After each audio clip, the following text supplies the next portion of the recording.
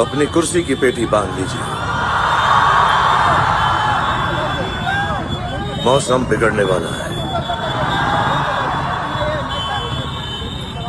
और कुछ दिनों से हम लोग यहाँ पर नहीं आए हैं, आप लोगों से मुखातिब नहीं हो पाए हैं, आप लोगों से मिल नहीं पाए हैं। लेकिन अब दुनिया जो है नॉर्मल हो गई है, हम सब खुश हैं, मैं सबसे ज्यादा खुश हूँ और ये बात बताने में मुझे बिल्कुल भी आपत्ति नहीं है कि दुनिया कुछ भी कर ले, मैं और आप लोग और जितने भी पॉजिटिव लोग हैं सब के सब जिंदा हैं। Thank you very much.